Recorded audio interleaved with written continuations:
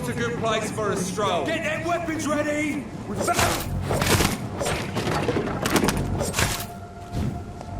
Burn it!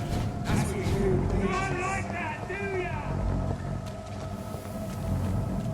Die, vermin!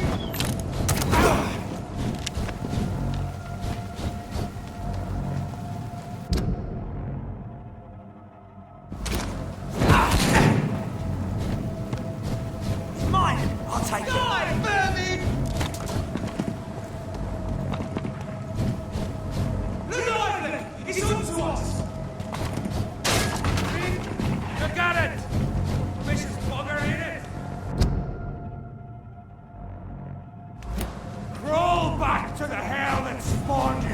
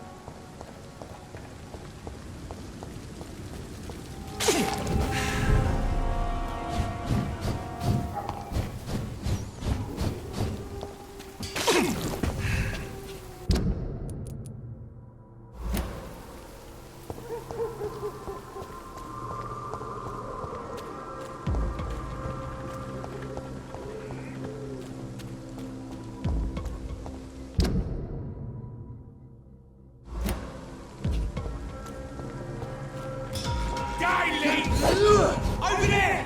There's one of them vermin!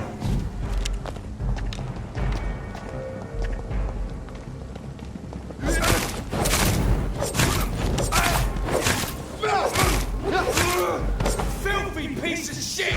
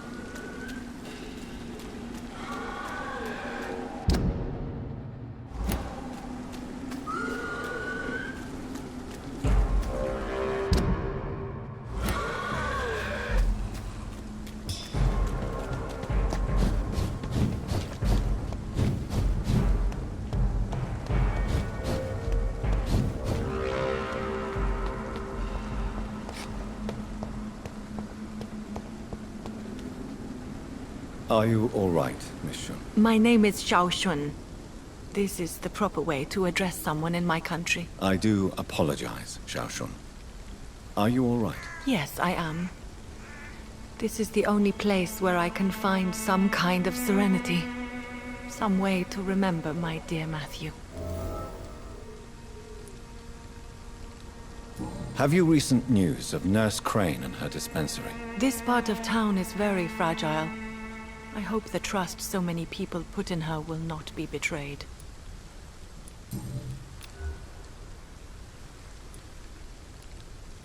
Tell me how your husband died, Xiao Shun. Matthew died of the Spanish flu, like so many others.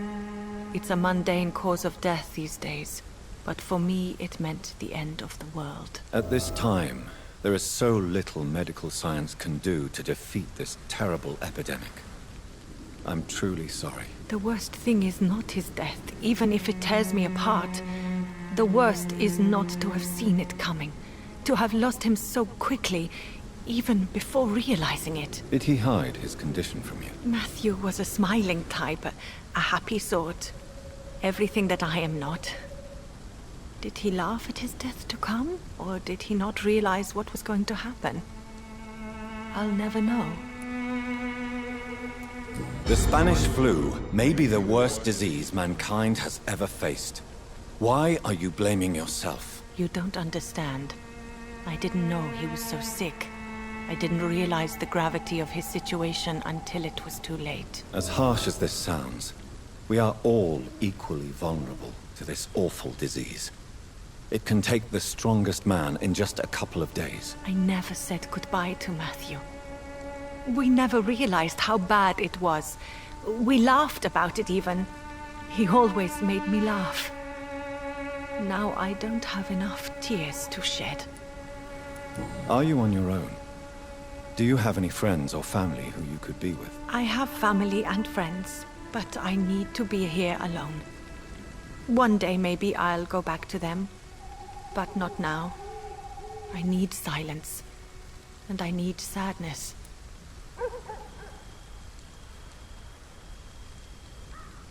I've seen many deaths in my life, and we all grieve in our own way.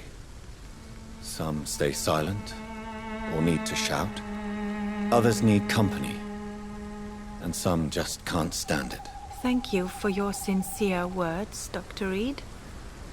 I sense you trying to help me, even if I don't quite understand why.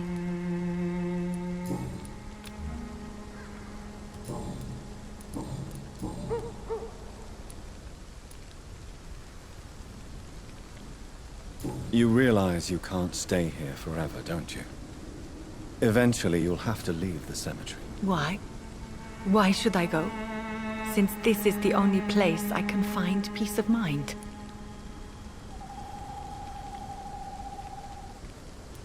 But you're not dead. There is a difference between visiting the dead and staying with them. You sound like you're no stranger to the pain I feel. Let's just say, I too have a good reason to visit cemeteries at night. Please accept my condolences for your loss then, Dr. Reid. Are you a doctor yourself?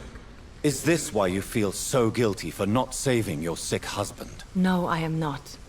But I still need to blame someone for Matthew's death. And who else, if not his wife, who did not see it coming? I'm a physician, one of the best in the country. But I was unable to save my own sister, Mary. She died in my arms. Why tell me this? Is it supposed to make me feel better? No.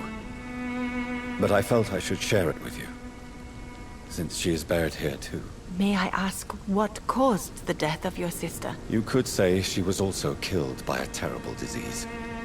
A disease I have sworn to fight and cure, no matter how long it takes. Thank you for sharing that with me, Dr. Reid. Maybe it's time we start to rebuild our lives, you and I. You should go home now. I think you're right.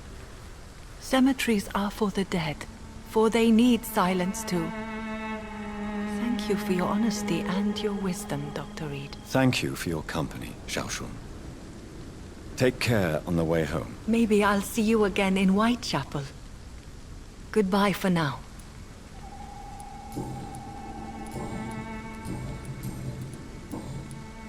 Goodbye for now. Matthew. The world has gone completely mad.